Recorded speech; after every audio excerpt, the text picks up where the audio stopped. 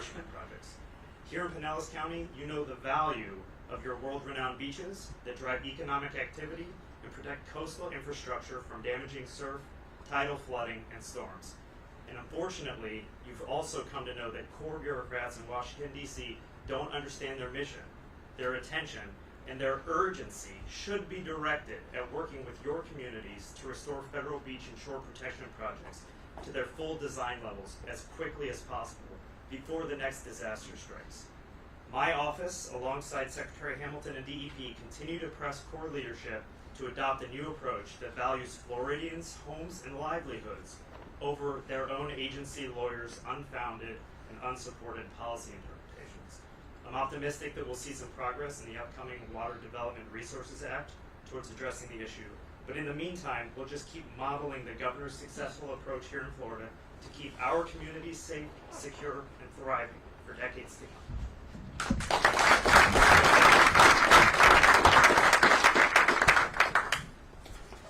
Good morning.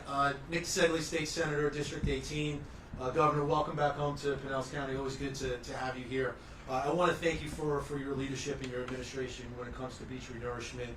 It's likely one of the most important issues that our residents here in Pinellas County faces, and it's very troubling and frustrating knowing that it's basically a rulemaking or a group of bureaucrats who are making decisions to make it very difficult for us to protect our shorelines here in Pinellas County. But right now I want to talk about the great program and the bill that the governor is about to sign, and that is revolved around the My Safe Florida Home Condominium Pilot Program. It's well documented that the program currently for single-family homes is incredibly successful. The legislature, along with the support of the governor, have invested hundreds of millions of dollars to make sure that Floridians are making their homes stronger to deal with these unfortunately inevitable storms that all Floridians face here in our great state.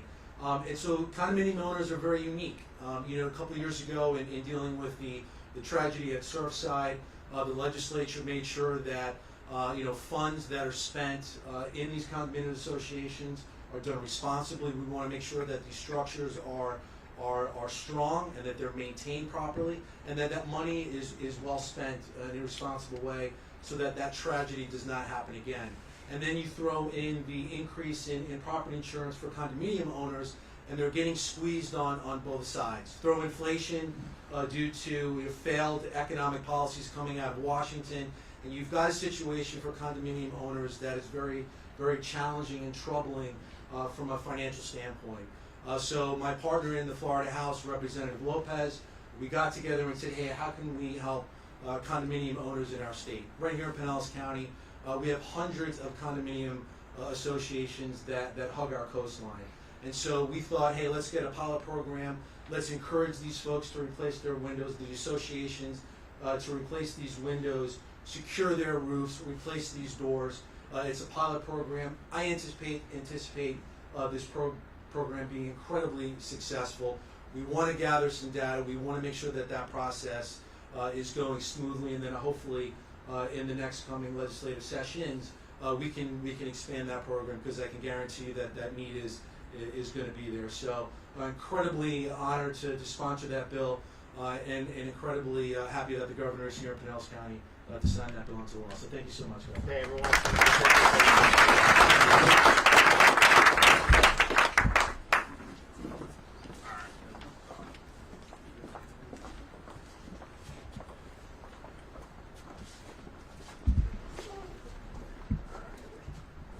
What is today's date? 24. 24?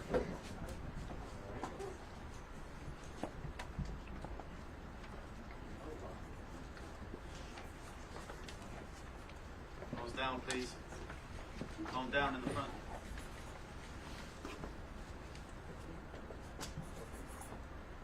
Alright, this is the condo program. Anyone else want one? Okay, alright. So that's that. Here's the My Safe Florida Home.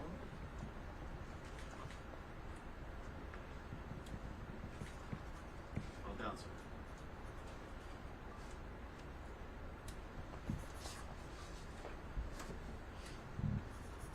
Alright, who wants this? Anyone?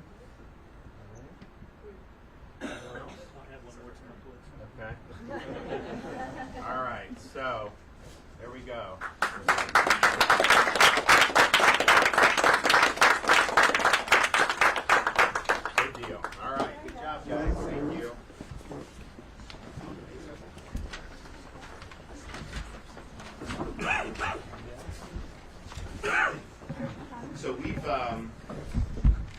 really good week to be able to highlight what we're doing to protect and conserve Florida's natural resources.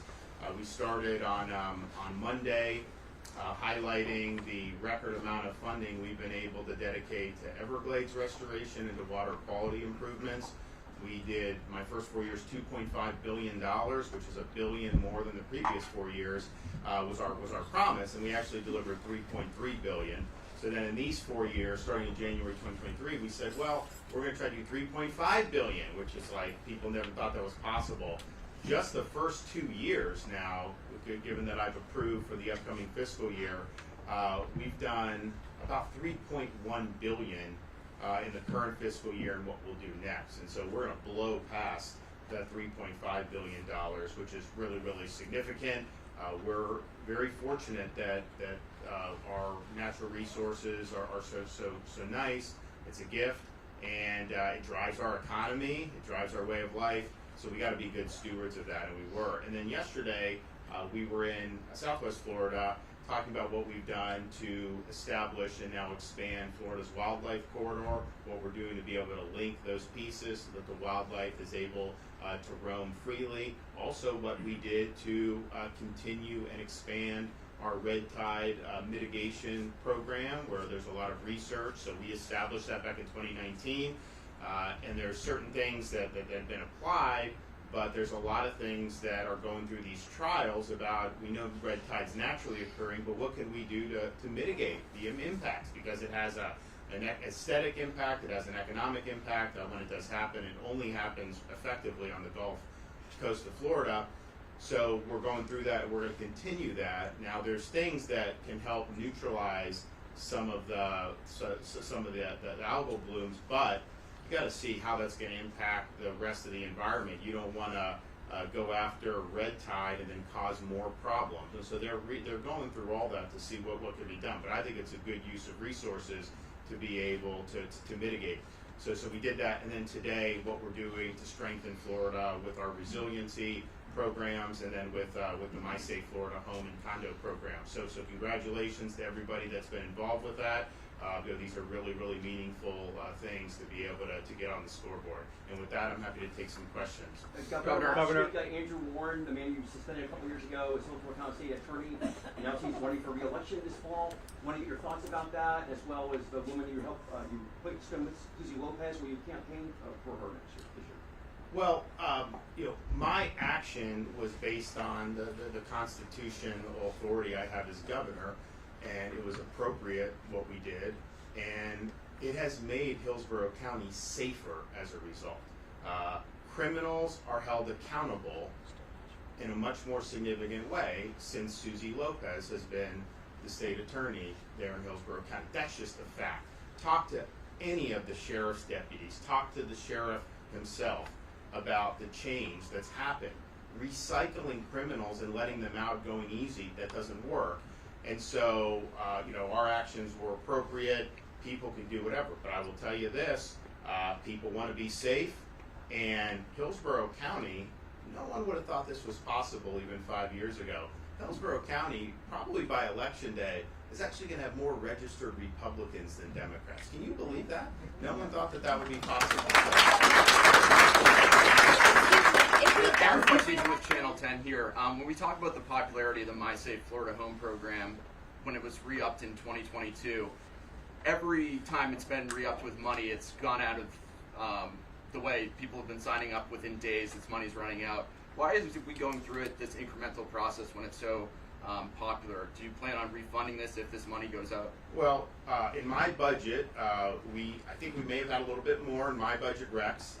Legislature did $200 million. That is a significant amount of money. I mean, you look at what we've done just from 22 to now, over $500 million, over $600 million is really significant. And so they have done a lot. We do realize that there's a waiting list, and I think it's good that they re-up the program. If there was nobody signing up for it, then they probably wouldn't have appropriated more money for grants. So there's more help on the way. They're going to be doing this, but we understand it's been popular, and it's been popular because it's been effective.